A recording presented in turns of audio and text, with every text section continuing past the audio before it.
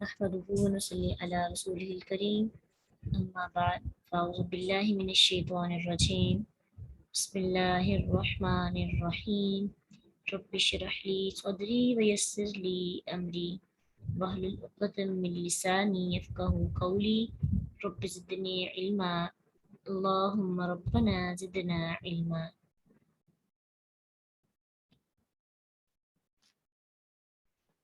اس دنیا کی سب سے خوبصورت لیڈی ام المؤمنین خدیجہ الکبریٰ رضی اللہ عنہا کے بارے میں اللہ سبحانہ تعالیٰ نے ہمیں موقع دیا ہے کہ ہم ان کی بات کر سکیں. یہ بہت اعزاز کی بات ہے کہ اللہ نے ہمیں چنا، اس قابل سمجھا. اطاعت گزار عورت، بیوی اور اسلام کی بہت بڑی مددگار کی زندگی کو دیکھ سکے.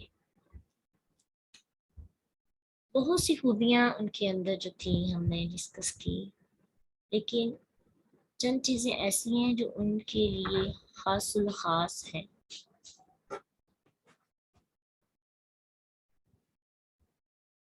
ایسی چیزیں کہ جن کو کسی اور نے کبھی حاصل نہیں کیا. اس میں ایک چیز یہ تھی کہ وہ سب سے پہلے ایمان لائے، سب سے پہلے اسلام قبول کیا. اس کے ساتھ ساتھ کہ اسلام قبول کرنے کے بعد سب سے پہلے اللہ کے نبی صلی اللہ علیہ وسلم کے بعد جنہوں نے نماز ادا کی وہ کون ہے؟ خدیجہ الکبریٰ رضی اللہ عنہا.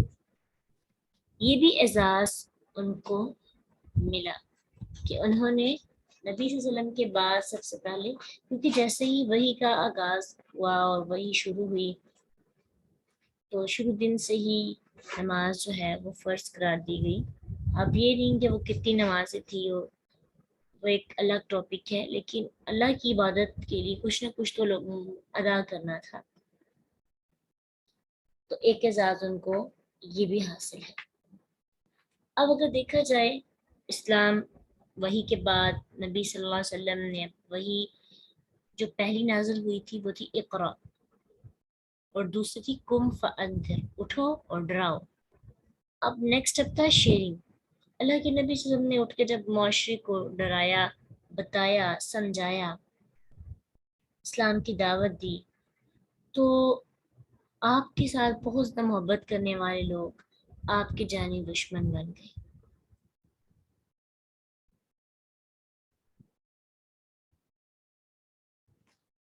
نبی صلی اللہ علیہ وسلم کا مذاق اڑایا کرتے تھے. اس پورے عرصے کے اندر جو ابتدائی دور تھا بہت مشکل دور تھا. اگر آپ غور کریں ساری مشکلات تو مکی دور میں ہی آئی تھی، اور مکی دور میں آپ صلی اللہ علیہ وسلم کی کون سی بیوی آپ کے پاس تھی؟ خدیجہ الکبریٰ رضی اللہ عنہا. کہ یہ آپ کی بیوی تھی ابتدائی جو دور تھا اس میں. تو بڑی تحمل کے ساتھ آپ نے اپنے رفیق حیات نبی صلی اللہ علیہ وسلم کو تسلی دی. ان کی حوصلہ افزائی کے لیے اللہ نے بہترین بیوی کا انتخاب کیا، اور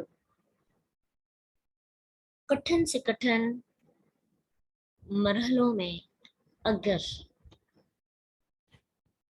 بیوی اپنے خاوند کے ساتھ کھڑی ہو جاتی ہے تو خاوند کے لیے وہ لمحات بڑے آسان ہو جاتے ہیں. کٹھن سے کٹھن لمحوں کو محبت کرنے والی سمجھدار بیوی اپنے خاوند کے لیے آسان بنا سکتی ہے، لیکن حکمت عملی، سمجھداری، شعور ہونا چاہیے. ٹھیک ہے، صرف جذبات محبت کے کافی نہیں ہوتے. اپنے لائف پارٹنر کو سنبھالنا مشکل لمحات میں یہ ایک بہت بڑی چیز ہوتی ہے، اور دونوں کے لیے اس میں بہت سی آسانی ہوتی ہے. اور لائف پارٹنر کا مطلب ہی یہ ہوتا ہے کہ ایک دوسرے کے لیے مشکل لمحات کو آسان کرنا. لیکن اگر ہم آج کے دور میں دیکھیں نا تو مشکلات آ رہی ہوں تو جو شریک حیات یا پارٹنر ہوتا ہے اس کی طنز تنقید، تانے، ڈیموٹیویشن، مزید لیگ پولنگ جو ہے مزید مشکل چیزیں بنا دیتی ہیں. سب سے خوبصورت رشتے وہی ہوتے ہیں جو ایک دوسرے کے لیے آسان بنائے جائیں. تو بس نا ایز اے وائف یا اگر ہسبینڈ ہے تو دونوں کو سوچنا چاہیے کہ میں نے اپنے پارٹنر کو کتنی آسانی دی ہوئی ہے، اس کے لیے کتنی ریلیکسیشن رکھی ہوئی ہے کہ وہ آسانی سے میرے ساتھ چل سکے، بات کر سکے۔ تو اللہ کے نبی صلی اللہ علیہ وسلم کی بیوی خدیجہ الکبریٰ رضی اللہ عنہا کی حوصلہ افزائی، دعوت کے میدان میں پیش آنے والی تمام پریشانیوں کا مداوع کرتی رہی، اور آپ صلی اللہ علیہ وسلم دعوت کا کان سر انجام دیتے رہے۔ اب یہ بھی ہوتا ہوگا کہ خدیجہ رضی اللہ عنہا خود بھی خواتین جن کو جانتی تھی ان کو دعوت کے لیے ضرور کہا کرتی تھی، پھر ان میں سے کچھ لوگ ایسے بھی ہوں گے جنہوں نے رسپانس اچھا نہیں دیا ہوگا،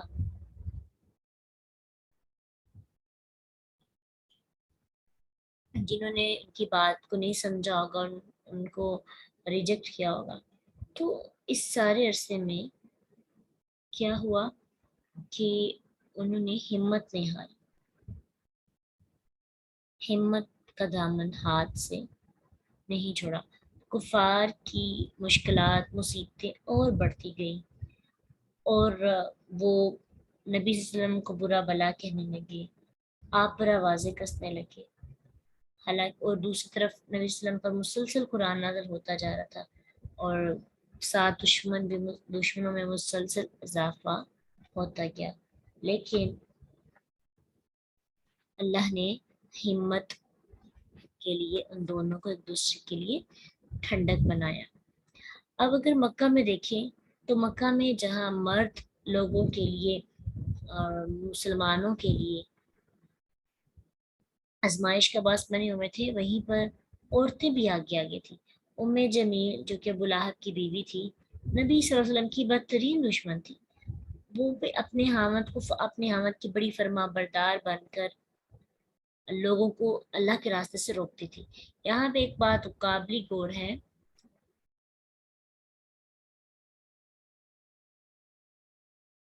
حامد دو بیویوں کا یہاں پہ اگر ہم موازنہ کریں، حتیجہ الکبریٰ رضی اللہ عنہ حامد کی مطیع فرما بردار بیوی، اللہ کی راہ میں نکلنے والی، اور دوسری سائڈ پہ ابو لہب کی بیوی ام جمیل، وہ بھی اپنے حامد کی بڑی فرما بردار ہے، لیکن ایک بیوی اپنے فرما برداری کی وجہ سے جنت میں جا رہی ہے اور ایک بیوی فرما برداری کی وجہ سے جہنم میں جا رہی ہے۔ تو یہ چیز یاد رکھیں کہ حامد کی فرما برداری ہی کافی نہیں، یہ بھی جج کرنا ہے، چیک کرنا ہے کہ میرا حامد صحیح راستے پہ بھی ہے کہ نہیں۔ اگر وہ غیر شرعی کاموں کی طرف ہمیں آمادہ کرتے تو ہم بغیر کسی تردد کے اس کا انکار کر سکتے ہیں، ہمیں اس کی جائز اور شرعی باتوں کو ماننا ہے اور ان پر عمل کرنے کی کوشش کرنی ہے۔ تو ام جمیل اور ابو لہب دونوں کو جہنم میں پھینکنے کے لیے ایک صورت پراپر جو ہے وہ نازل ہوئی، اور یہ بھی ہو سکتا ہے کہ ام جمیل کو اس لیے جہنم میں پھینکا گیا ہو کہ اس نے خدیجہ رضی اللہ عنہ پر انتہائی غصے کا اظہار کیا، اور اسلام کے راستے میں کئی رکاوٹیں انہوں نے کھڑی کی، حتیٰ کہ آپ دیکھیے کہ ام جو جمیل تھی وہ کتنی قریبی تھی حضرت الکبریٰ رضی اللہ عنہ کے ساتھ، کہ ان کی دو بیٹیاں اللہ کے نبی صلی اللہ علیہ وسلم کی دو بیٹیوں کی شادی ابو جہل کے دو بیٹوں کے ساتھ ہوئی تھی۔ ابو جہل اور ام جمیل جو تھی ان کے دو بیٹوں کے ساتھ اللہ کے نبی صلی اللہ علیہ وسلم کی دو بیٹیوں کی شادی ہوئی۔ اب انہوں نے کیا کیا، جیسے اسلام کی دعوت شروع ہوئی، دین کا کام شروع ہوا، انہوں نے اتنا برا وار کیا کہ دونوں بیٹیوں کو طلاق دے کر گھر بھیج دیا۔ اب دیکھیے کہ کتنا ہی مشکل لمحہ ہوتا ہے کہ ماں باپ بیٹیوں کے گھر بسانے کے لیے ہر اچھی بری بات، بری سے بری بات بھی برداشت کر لیتے ہیں، اور آج کے دور میں تو مزید یہ ہے کہ ظلم برداشت کرنے کے لیے اپنی بیٹیوں کو کہا جاتا ہے کہ جی آپ برداشت کریں، لیکن اب آپ نہ کھلا لے سکتے اور نہ طلاق لے کے اپنے گھر میں آنا، یعنی سپورٹ نہیں کیا جاتا پیرنٹس کی وجہ طرف سے، اور اس کے علاوہ جو بھی ہمارے نگران ہوتے ہیں۔ تو ام جمیل کا طلاق دینے کا مقصد تو یہ تھا کہ وہ نبی صلی اللہ علیہ وسلم کو خدیجہ رضی اللہ عنہا اور ان کی بیٹیوں کو مشکلات میں ڈال کر ان کے اصل مقصد سے دور ہٹانا چاہتی تھی، لیکن اللہ تعالیٰ کی اس میں حکمت تھی۔ کیا حکمت تھی؟ کہ اللہ نے رسول اللہ صلی اللہ علیہ وسلم کی بیٹیوں پر اپنا فضل کیا اور انہیں ابو لہب اور اس کی بیوی ام جمیل کے چنگل سے بچا لیا۔ یہ ان پر اللہ کی طرف سے رحمت ہوئی تھی، کیونکہ ابھی ابتدائی ایج تھی دین کی، اسلام کے ابتدائی مرحلات تھے، تو ابھی اتنی زیادہ شدت نہیں آئی دشمنی میں، اور اچھے وقت میں وہ اپنے گھر میں آ گئی۔ اگر شدت بڑھ جاتی تو ان کی کسٹڈی میں ہوتی تو شاید وہ ان پر بہت زیادہ ظلم و ستم کرتی، یا ان کے خاوند ان پر بڑا ظلم و ستم کرتے، لیکن اللہ کی حکمت تھی، ان کو واپس اللہ نے اپنے دین دار گھرانے میں واپس منگوا لیا۔ تو اس سے ایک بات ہمیں سمجھ میں آتی ہے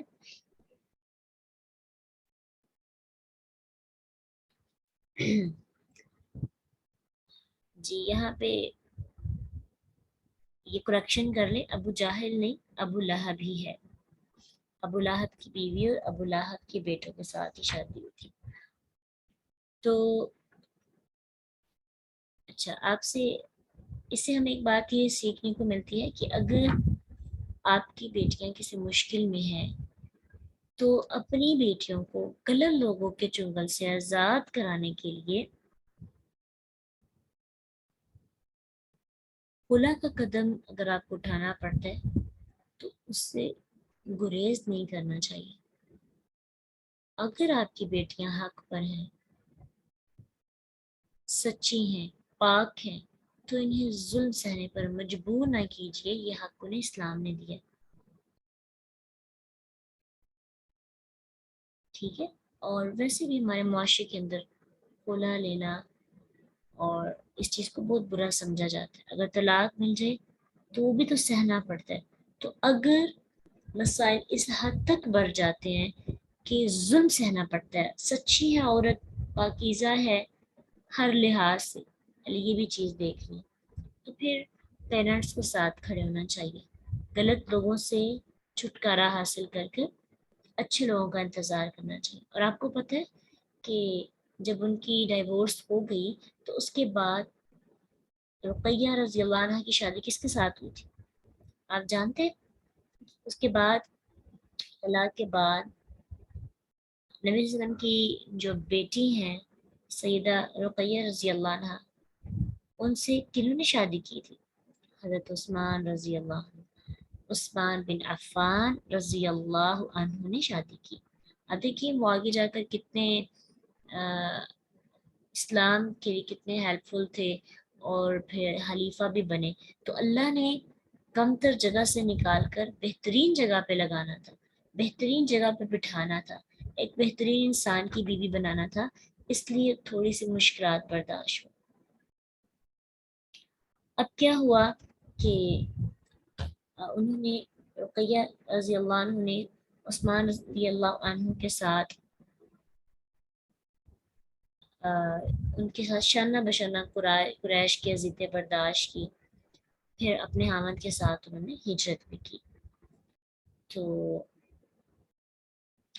اس سے ہمیں ایک بات پتہ چلتی ہے کہ اگر آپ طلاق یافتہ ہیں، آپ کو ناحق ظلم کا نشانہ بنایا گیا، تو مایوس مت ہوں۔ اللہ نے آپ کے لیے کچھ خاص چنا ہوا رکھا ہوتا ہے، جو آپ کو اس تکلیف کے بعد، صبر کے بعد انعام کے طور پر ملنا ہوتا ہے۔ تو اس لیے پریشانی آنے لگے تو بس یہ چیز یاد رکھیں کہ اللہ مجھے ابو لہب جیسے گھرانے سے نجات دلا کر عثمان بن عفان رضی اللہ عنہ جیسے انسان کے ساتھ جوڑنا چاہتا ہے۔ مجھے برداشت کرنا ہے، صبر کرنا ہے، بے صبری اختیار کر کے اپنے اجر کو ضائع نہیں کرنا۔ اب دیکھیے حتیجہ رضی اللہ عنہ اپنی بیٹی رقیہ رضی اللہ عنہ کے بارے میں مایوس نہیں ہے۔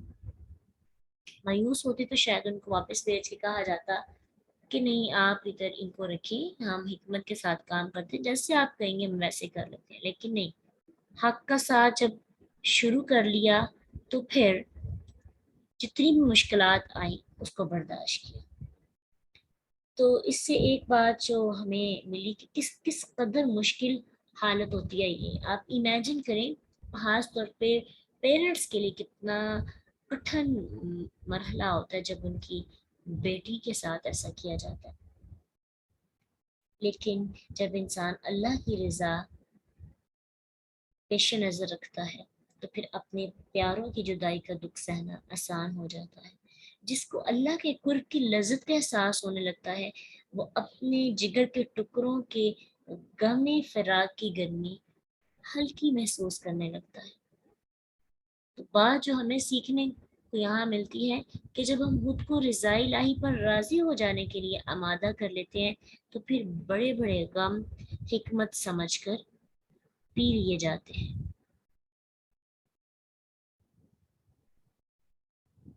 منشا بالکل ٹھیک کہہ رہی ہیں کہ عموماً باپ کو الزام دیا جاتا ہے، اور ویسے بھی قصور کسی کا ہوتا نہیں، پھر بچیوں کو بھی الزام دیا جاتا ہے۔ یہاں پہ کسی نے ان کے ساتھ بحث کرنا، ان کے ساتھ جہاد کرنا مناسب سمجھا ہی نہیں۔ گھر آ گئی آزمائش سمجھ کر اللہ کی راہ پہ نکل پڑے۔ تو رضا الہی پر راضی ہو جانا ایک بہت بڑی ایک سمجھ اپنی زندگی کے لیے آسانی ہے کہ انسان آنے والے سارے غموں کو اللہ کی حکمت سمجھ کر آسانی سے پی جاتا ہے۔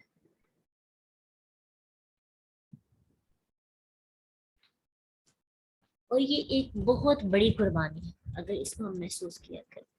پھر کیا ہوا کہ ابھی بیٹی کا ایک غم تھا، اب دوسرا غم کے لوگوں نے بہت زیادہ تنگ کرنا شروع کر دیا مسلمانوں کو نا۔ تو مسلمان فتنے میں مبتلا ہونے کے خوف سے اپنے دین کو بچانے کے لیے حبشہ کی طرف ہجرت کی تیاری کرنے لگے۔ تو اللہ کے نبی صلی اللہ علیہ وسلم اور خدیجہ رضی اللہ عنہا نے اپنے داماد اور اپنی بیٹی کو بھی الوداع کیا۔ ایک غم یہ تھا کہ ان کی ڈائیورس ہو گئی، دوسرا غم کہ ان کو ہجرت کے لیے روانہ کیا۔ اب یہ بھی ایک بہت کہ ماں باپ اس طرف ہیں، اور بیٹیوں کا بھی جانے کو دل نہیں کرتا کہ ماں باپ کے ساتھ کوئی برا نہ ہو جائے، پیچھے سے وہ مشکل میں ہے، دھیان پیچھے ہی رہتا ہے۔ ایسے کسی بھی بیٹی کی شادی ہوتی ہے اور تھوڑا سا دور جانے لگے تو اس چیز کی ٹینشن ہوتی ہے کہ خاص طور پہ ماں کی طرف بڑا دھیان جاتا ہے، کیونکہ ماں بڑی اٹیچ ہوتی ہے بیٹیوں کے ساتھ نا۔ تو اب تو وہاں پہ نازک مرحلہ بھی تھا، لیکن کیا کیا کہ انہوں نے روانہ کر دیا اور وہ ہجرت کر کے حبشہ کی طرف چلے گئے۔ اور پھر کیا ہوا کہ اگر آپ دیکھیں تو یہ قافلہ کتنے لوگوں پر مشتمل تھا؟ 11 مرد تو 4 عورتیں تھیں، اور ان میں سے 2 کون تھے؟ داماد اور ان کی بیٹی۔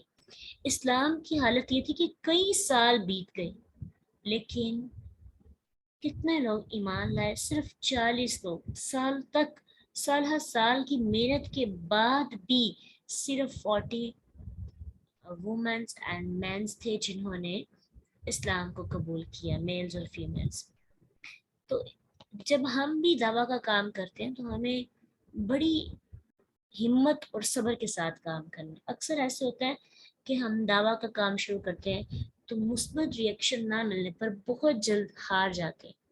ایک بات یاد رکھنی ہے، اسلام کی ابتدا میں کئی سال بیت جانے کے بعد تک صرف 40 لوگ مسلمان ہوئے تھے۔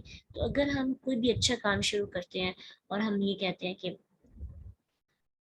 ہماری محنت رنگ نہیں لا رہی، ہمارے ساتھ لوگ جڑ نہیں رہے، قافلہ تیار نہیں ہو رہا، تو پھر یہ بات ہمیں اس وقت یاد کرنی چاہیے کہ اللہ کے نبی صلی اللہ علیہ وسلم جن کے ساتھ اللہ نے بھیجا، اللہ چاہتے تو کن کہہ کر مکہ فتح ہو سکتا تھا، لیکن اللہ نے فطرتی طریقے کے ساتھ اسلام کو ہمت دی تاکہ لوگ محنت کریں، مدد کریں، لوگ قربانیاں دیں، اور آئندہ آنے والے لوگوں کے لیے بھی سبق ہو اس میں۔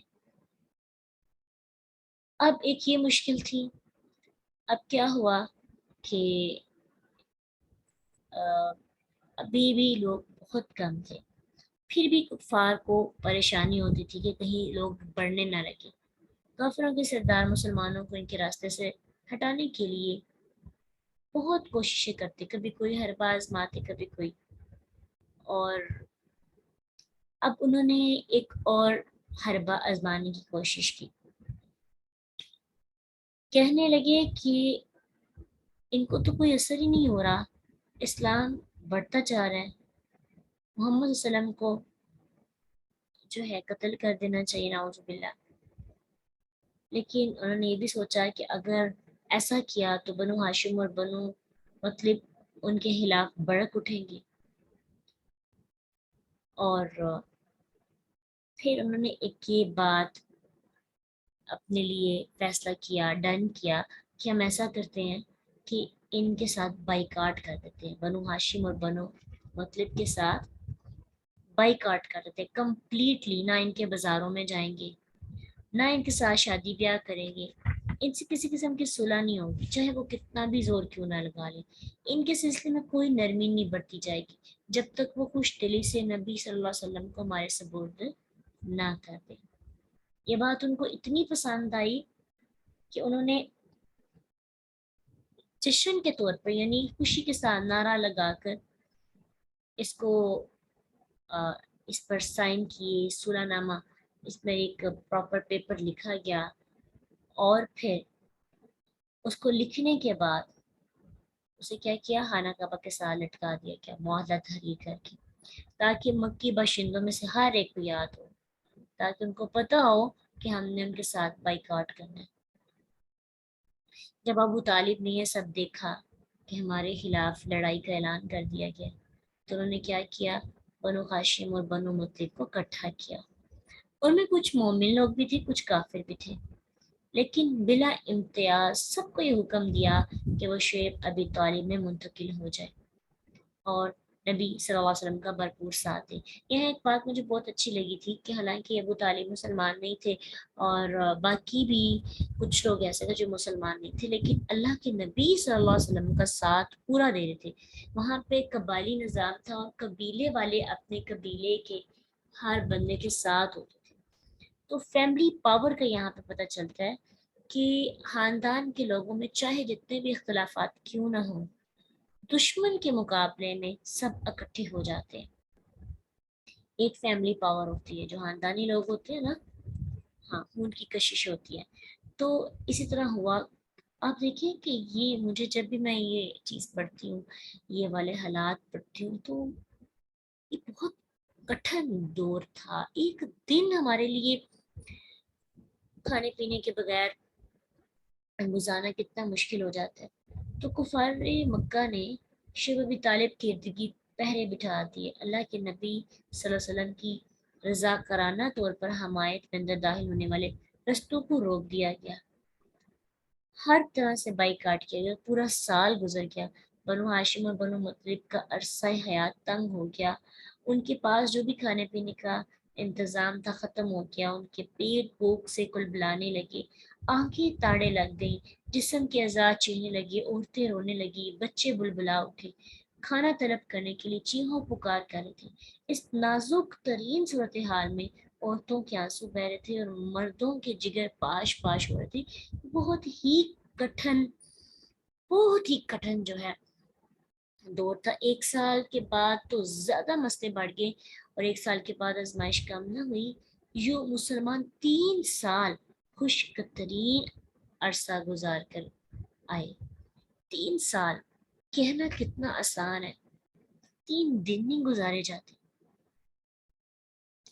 3 سال ابھی ہم پڑھتے ہیں نا تو ہم جلدی سے اس کو پڑھ کر آگے گزر جاتے ہیں, لیکن یہ بہت باری دن تھے, بہت تنگ دن تھے. لیکن سب نے ایک دوسرے کا ساتھ دیا, اور آخرکار جب انہوں نے دیکھا کہ ان کا تو صبر بہت زیادہ ہے, خود ہی انہوں نے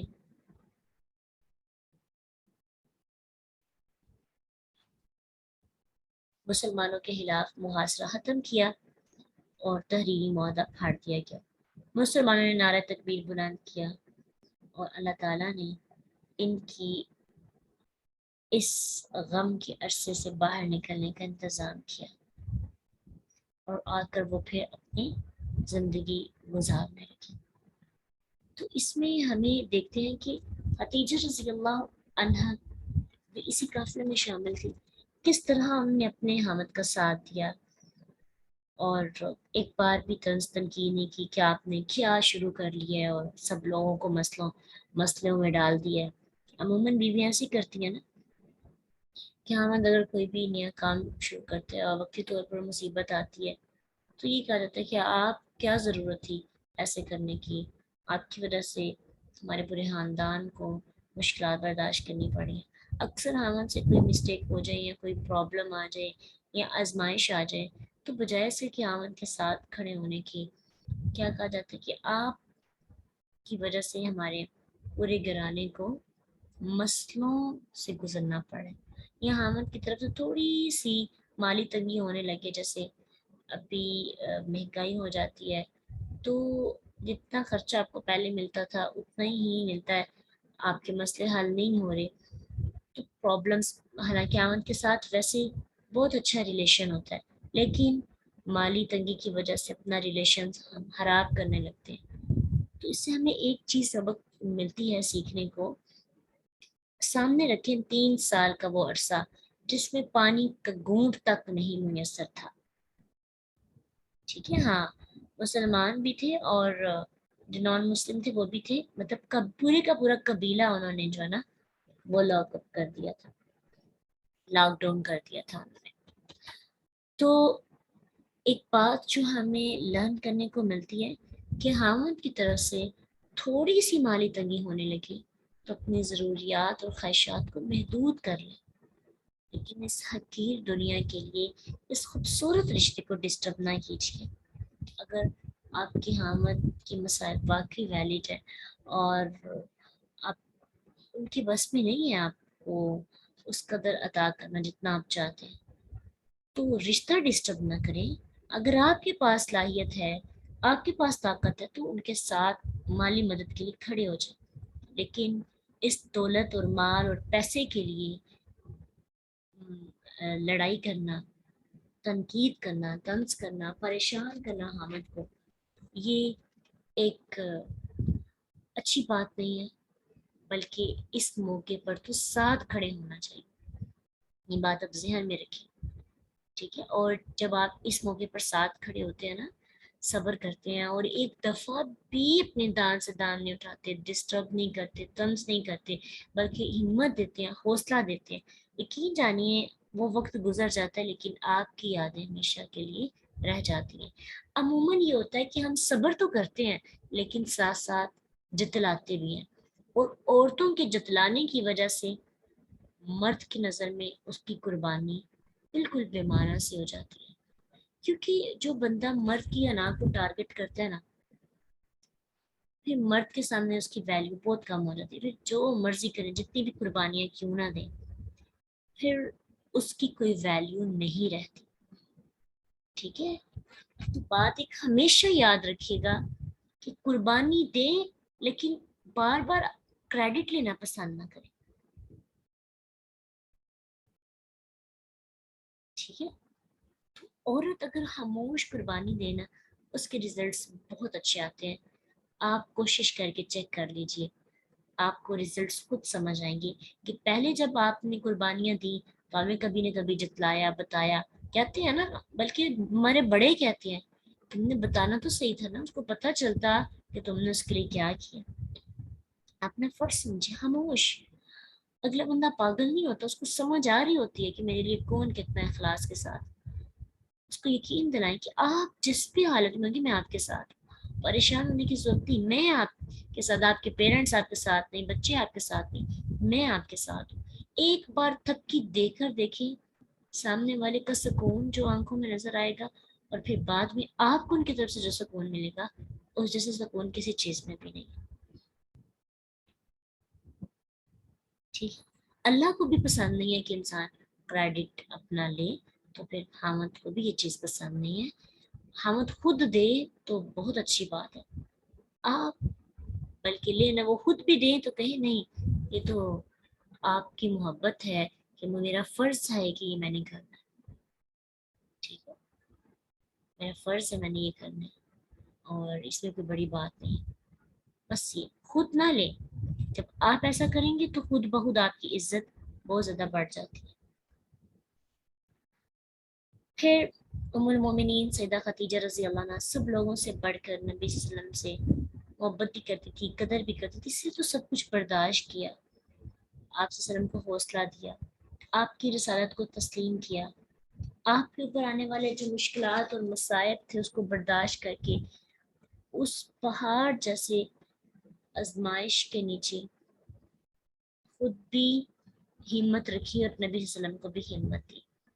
और वैसे भी अल्लाह के रसूल को एक समझदार औरत की ही, क्योंकि आपका कोई भी रिश्ता नहीं था, आपके चचा थे, आप देखिए उनके नसीब में इस्लाम नहीं था, चचा ही सबसे करीबी रिश्तेदार थे।